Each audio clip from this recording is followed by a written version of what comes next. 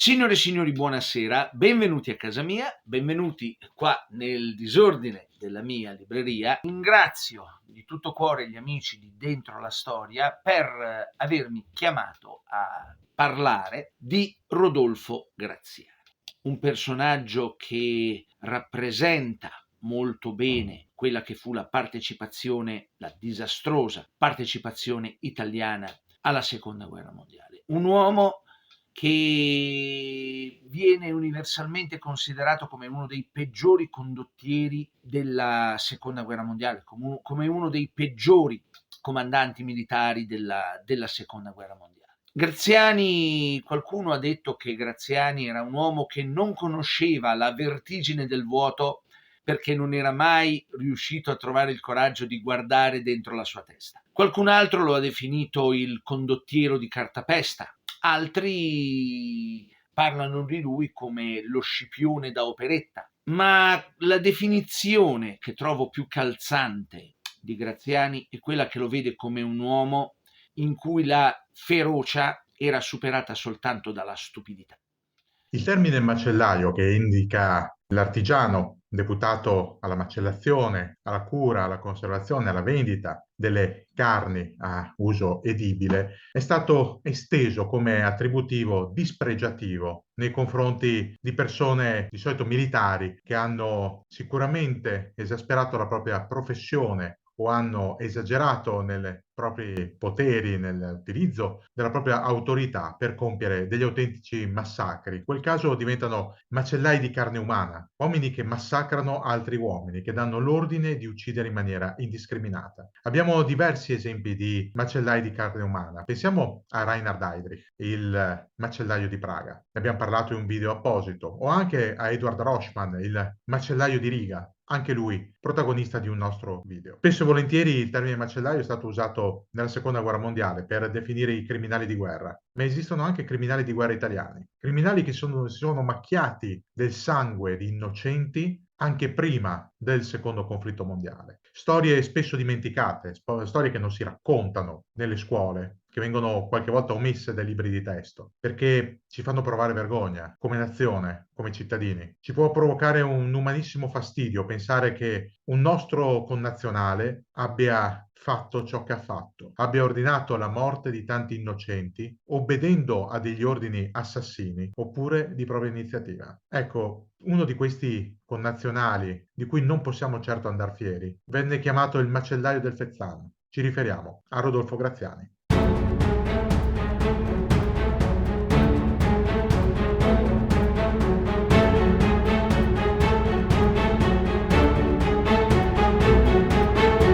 Il soprannome di macellaio del Fezzan arriva a Graziani dopo uno dei suoi crimini peggiori, la repressione della rivolta nella Cirenaica, tra la fine degli anni 20 e l'inizio degli anni 30 del secolo scorso. Un periodo tumultuoso, un periodo cementato dalla dittatura fascista che si era già affermata in Italia e che si era allargata anche alle colonie con delle politiche che poi avremmo rivisto in Etiopia, dove anche lì avremmo ritrovato Graziani. Graziani in quel periodo era diventato quasi l'esecutore, la lunga mano del regime nelle questioni più sanguinose, nelle questioni di estrema periferia, nelle colonie appunto, dove le rivolte oppure le conquiste armate richiedevano le maniere spicce. E chi meglio di quel generale Ciociaro, che comunque aveva anche una buona conoscenza di base della zona, avendo imparato in gioventù l'arabo e il tigrino, e che aveva una buona esperienza di guerra maturata prima proprio in Libia nel 1911 durante la guerra italo-turca e poi durante la Grande Guerra. Rodolfo Graziani era forse il volto militare più riconoscibile del regime e non solo per quell'aspetto un po' trasandato e quei capelli inizialmente grigi e poi bianchi.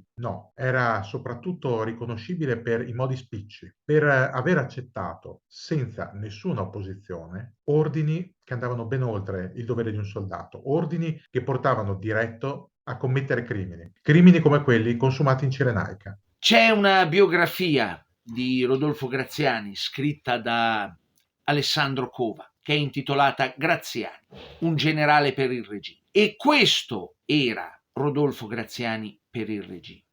il suo volto, il volto militare del regime, in contrapposizione a Badoglio e Cavallero, che rappresentavano, se vogliamo, il volto monarchico delle forze armate, perché Graziani era il generale fascista, era il generale che rappresentava al meglio i valori del fascismo, il generale che rappresentava al meglio i metodi del fascismo. Fine degli anni '20, l'Italia ha completato la riconquista della Tripolitania e della Sirtica, regioni che nominalmente erano sotto il controllo italiano già dalla fine della guerra italo-turca, ma che durante la Grande Guerra si erano ribellate ed erano diventate dei territori quasi autonomi, con le poche guarnigioni italiane rimaste in zona rinchiuse nelle città costiere. Da quel momento era partita la riconquista. Il territorio più difficile da riprendere in mano era appunto la Cirenaica, il Fezzan e il Gebel, zone in cui la setta senussita, una setta religiosa che però esprimeva anche una forte corrente politica, è riuscita a coagulare le varie tribù della zona, ponendosi come opposizione credibile e armata all'occupazione italiana. Un'occupazione vista subito come prevaricatrice. Per questo motivo era stato incaricato Rodolfo Graziani. Doveva essere lui l'uomo incaricato di eseguire gli ordini che arrivavano da Tripoli e da Roma, rispettivamente da Badoglio e da Mussolini, per estirpare alla radice il malcontento e la ribellione. Ordini che avevano portato alla realizzazione di campi di concentramento lungo la costa. Lo so, non troverete grandi tracce nei libri di storia di tutto questo, forse perché come italiani abbiamo preferito sorvolare su dei crimini così mostruosi, su dei campi che non avevano quasi nulla da invidiare a quelli nazisti, campi in cui la popolazione civile, vecchi, donne, bambini, veniva rinchiusa a morire di malattie, di stenti, di fame. Il tutto per isolare Omar al-Mukhtar, il capo della ribellione, e le sue bande a cavallo, che avevano messo in crisi la colonia,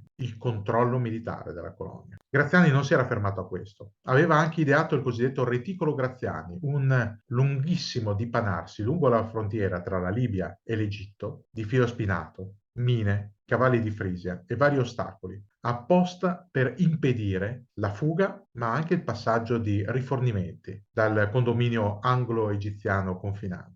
In pratica la tattica di Graziani era quella di prendere Omar al-Mukhtar e i suoi uomini per fame e per isolamento. Una tattica che alla fine ha portato i suoi frutti, tant'è vero che all'inizio del 1931 Omar al-Mukhtar venne catturato, successivamente imprigionato, processato e giustiziato. Con quello si era conclusa la riconquista della Cirenaica, una riconquista però macchiata di sangue. Era lì che Graziani si era preso il primo appellativo di macellaio.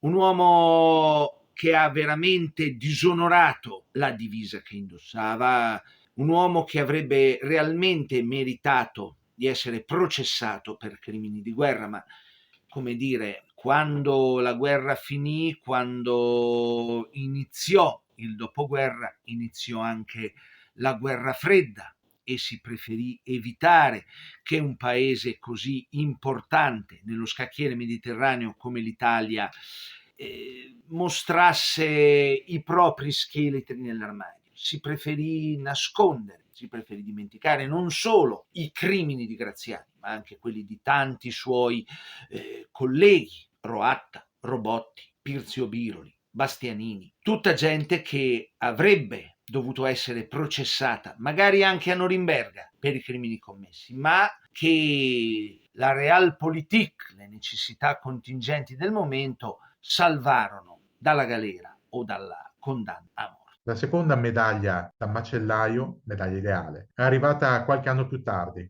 nella conquista fascista dell'Etiopia. A Graziani era stato affidato il compito di guidare le divisioni che da sud, dal fronte somalo, avrebbero dovuto risalire verso Addis Abeba, un po' per scompaginare le forze imperiali etiopiche, un po' per distrarle dal grosso che scendeva dall'Eritrea al comando di Badoglio. Quel Badoglio verso cui Graziani non aveva mai avuto una grande simpatia, perfettamente ricambiato. Ebbene, anche nella sua opera di risalita verso l'Ogaden, Graziani aveva lasciato che le sue truppe facessero di tutto, compreso utilizzare i gas. quei gas che la Convenzione internazionale di Ginevra del 1925 aveva messo al bando. Iprite e fosgene, utilizzati soprattutto con bombe d'aereo, erano stati gettati sulle colonne imperiali etiopiche con un solo e unico scopo: uccidere. Uccidere in maniera bieca e subdola. Uccidere, la prima volta si disse per vendicare Tito Minniti, un aviatore italiano precipitato in mezzo alle linee nemiche, catturato, seviziato e infine ucciso. Ma poi è diventato un metodo continuo, avallato, suggerito dallo stesso Mussolini e messo in pratica senza alcuna remora da Graziani. Quando si parla appunto di Graziano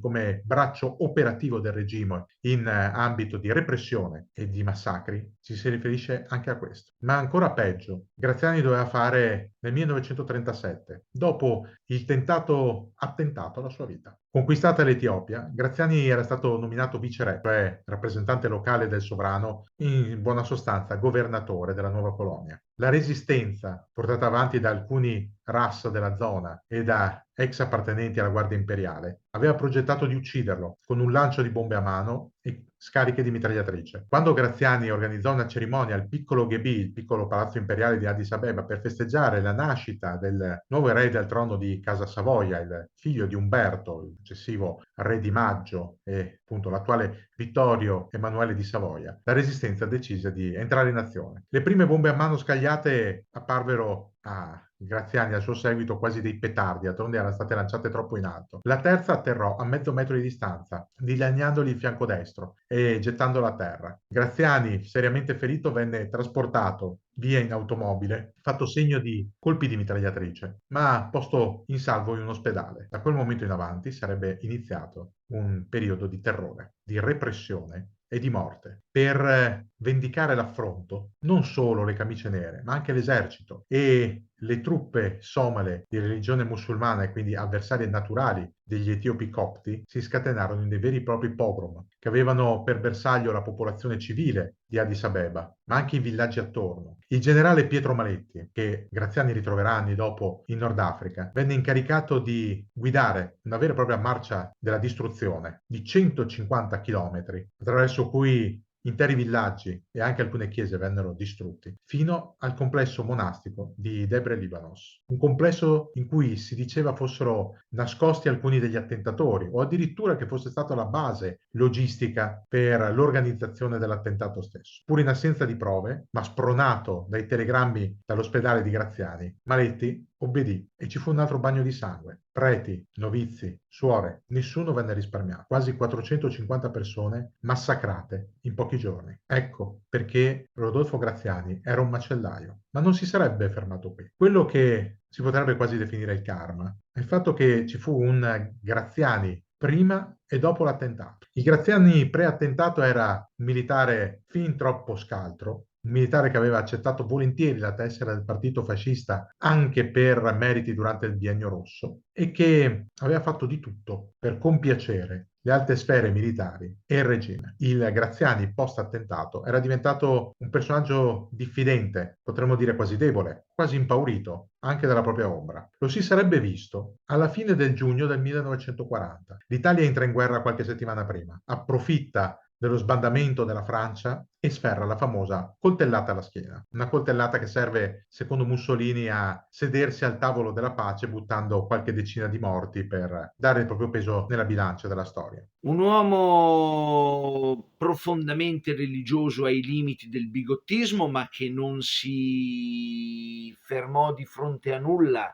massacrando uomini, donne, bambini e anche uomini di chiesa, pur di raggiungere i suoi scopi, pur di raggiungere la vendetta. Un uomo che dopo l'attentato di Addis Abeba non era più padrone di se stesso, pretendeva di dirigere la marcia verso Sidi el Barrani, verso il confine egiziano, da 300 chilometri di distanza in una antica tomba romana, al sicuro, circondato da mitragliatrici e filo spinato. Un uomo che al momento dell'operazione Compass perse completamente la testa, giungendo al punto di dire che voleva ritirarsi a Tripoli e tenere alta almeno su quell'ultimo castello la bandiera d'Italia, perché impossibilitato a combattere la lotta della pulce contro l'elefante.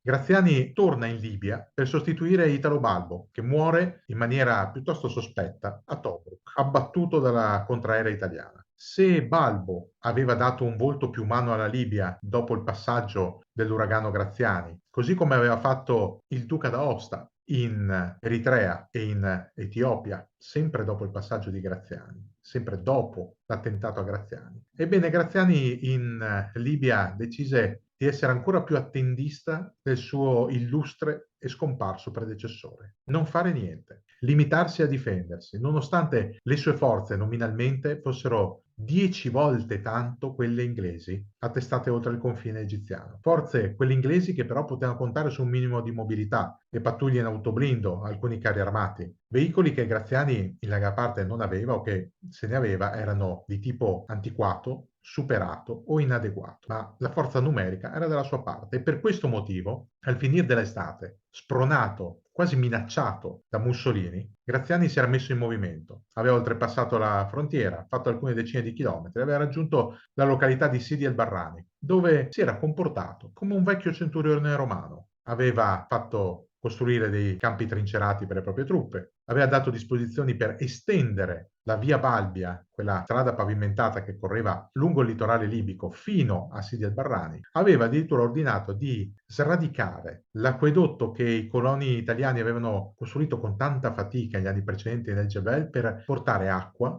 alle sue truppe oltre il confine egiziano, come i vecchi romani. Si conquista, ci si trincera, si costruisce la strada, si prepara l'acquedotto. Una concezione di guerra da 2000 anni prima, non aggiornata al mondo moderno. La dimostrazione? Il primo rubinetto che scarica dell'acqua fresca a Sidi el-Barrani si apre il 7 dicembre 1940. 2 giorni dopo, il 9 dicembre, all'alba, scatta l'operazione Compass. Indiani, inglesi ed australiani attaccano a sorpresa i campi trincerati italiani. Nel giro di una giornata polverizzano oltre metà della forza combattente di Graziani. Il primo obiettivo è il cosiddetto raggruppamento Maletti, una forza dell'equivalente tra la divisione e la brigata, l'unica a disporre di alcuni camion e dei carri armati M11, comunque abbastanza inutili contro i Matilda inglesi, al comando proprio di quel Pietro Maletti, che era stato il braccio destro di Graziani nel massacro di Debre Libanos. Maletti esce dalla sua tenda mentre attorno infuria la battaglia, viene centrato da un colpo di fucile in piena fronte. Con la distruzione del raggruppamento Maletti anche le altre forze sbandano. Si dice che alcuni australiani facciano il tiro a segno sui carri italiani parcheggiati,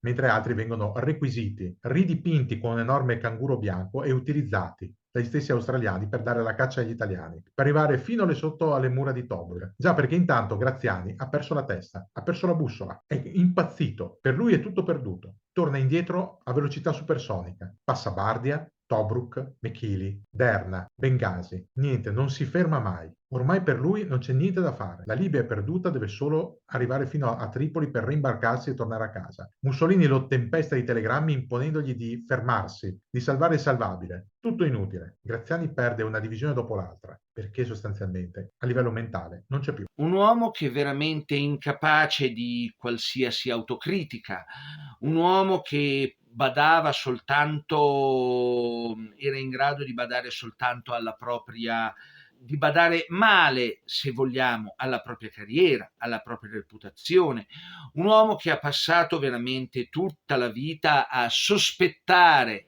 di colleghi, di politici, di superiori, tutto in nome della sua carriera, del suo spropositato ego. Graziani in realtà si dimostrò essere più che altro, soprattutto durante la catastrofica per noi operazione Compass, si dimostrò essere assolutamente inadatto al comando.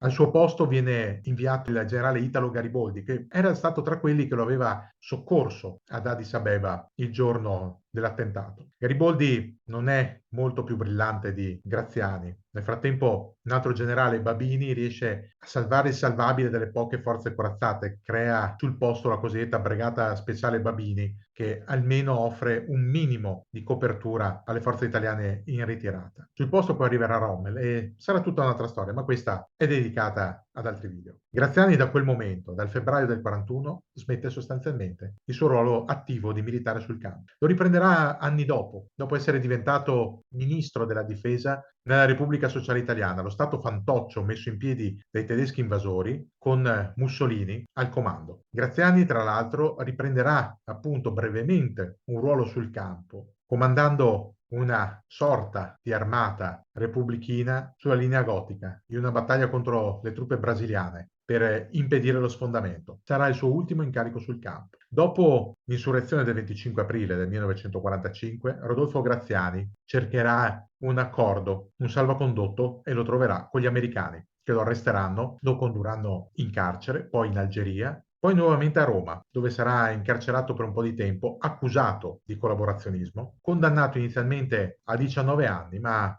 liberato grazie anche a un abbuono di pena di quasi 15 anni. E questa è una delle tante domande che ci si fa a proposito di Graziani. Perché concedergli una simile bontà, un simile gesto di buona volontà? E perché rifiutare le richieste di estradizione a suo carico arrivate dall'Etiopia? Richieste che si basavano sui crimini commessi da Graziani in zona, con i gas e poi la repressione. Per quale motivo? E perché nello stesso momento rifiutare altre domande di estradizione per Mario Roatta, per Gastone Gambara, per altri generali che si erano macchiati di crimini di guerra, su altri fronti, Jugoslavia, nei Balcani? Perché? Forse era un tentativo estremo di pacificazione, forse era un modo per non ammettere che il soldato italiano non era il bonaccione che si era visto fino a quel momento, che sarebbe stato visto anche al cinema, successivamente in pellicole con Alberto Sordi. Forse c'era la necessità di continuare a raccontare quella storia, una storia bella, ma da propaganda, degli italiani brava gente, gli italiani che quando vanno a combattere sono gentili e rispettano tutti. Forse era per questo, chi lo sa. Fatto sta che Graziani esce di prigione e dopo qualche anno torna ad avere un ruolo politico come presidente del Movimento Sociale Italiano, il partito neofascista che aveva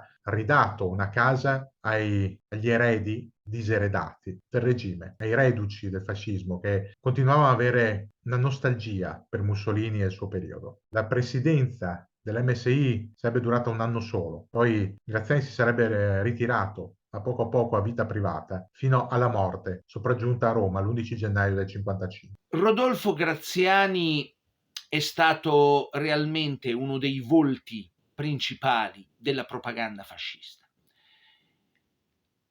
Graziani è passato alla storia, ripeto, come un vile, come un rancoroso, come un uomo prigioniero dei propri istinti e della propria impulsività.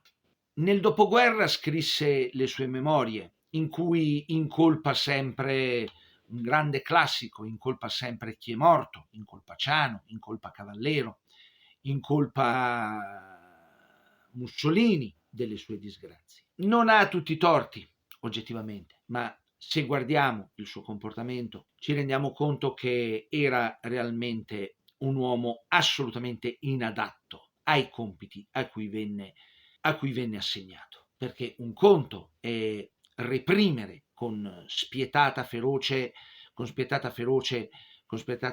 la ribellione dei senussi libici, impiccando, bruciando, fucilando, rinchiudendo nei campi di concentramento. Un conto è fare la guerra alle male armate truppe abissine, usando l'aviazione, usando i gas tossici. Un conto è uccidere la popolazione civile indifesa. Un conto è fare una guerra moderna, meccanizzata, di movimento, contro truppe che anche se inferiori, anche se molto inferiori in numero, erano superiori per addestramento, equipaggiamento, rifornimenti, logistica e determinazione. Questo fu il grande errore di Graziani.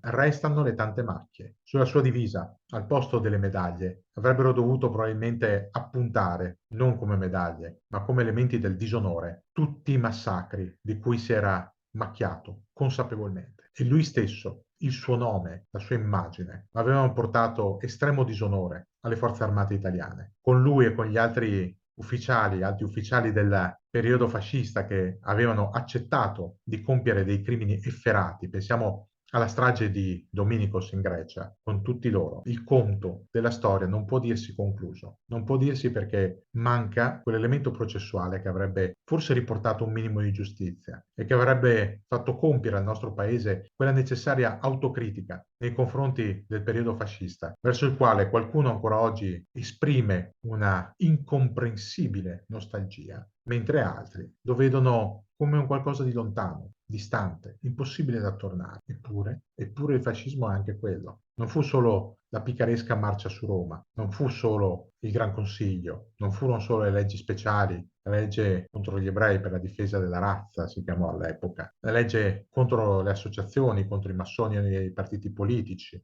Non fu solo il razionamento, l'autarchia, la limitazione della libertà di parola, i tribunali speciali, il confino. Fu anche questo. Furono i campi di concentramento per i cirenaici, furono i massacri nel Gebel e nel Fezzan, furono le bombe a gas, furono i massacri come quelli di Debre e Libanos, furono tutto questo. Ed è bene che ogni tanto noi ci si ricordi di tutto questo e non si faccia finta di niente e non si provi a voltarsi all'altra parte, come se nulla fosse successo.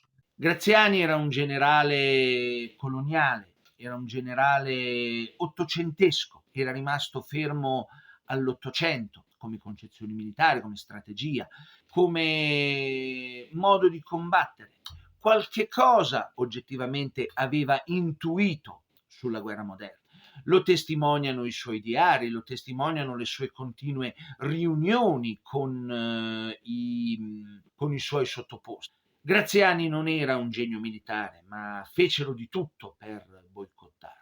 Rendetevi conto, gli intrighi del regime erano tali che a Graziani, ripeto, capo di Stato Maggiore dell'Esercito e comandante delle truppe in Libia, nonché governatore della colonia, non venne detto che si stava preparando l'invasione della Grecia e che tutti i mezzi, tutti gli uomini, tutti i rifornimenti di cui Graziani aveva un disperato bisogno, vennero dirottati per la nostra maldestra e grottesca invasione della Grecia, un tentativo di invasione della Grecia. Rodolfo Graziani è indubbiamente una figura che racconta molto del nostro paese, racconta molto della nostra storia, racconta molto degli aspetti meno nobili e più spregevoli del carattere nazionale. Un uomo che ha veramente rappresentato al peggio quello di cui fummo capaci durante il regime fascista. Rodolfo Graziani, un generale per il regime. Io vi ringrazio di tutto cuore, ringrazio gli amici nuovamente, gli amici di Dentro la Storia per avermi ospitato e vi auguro di tutto cuore buonasera e un caldo saluto. Ciao!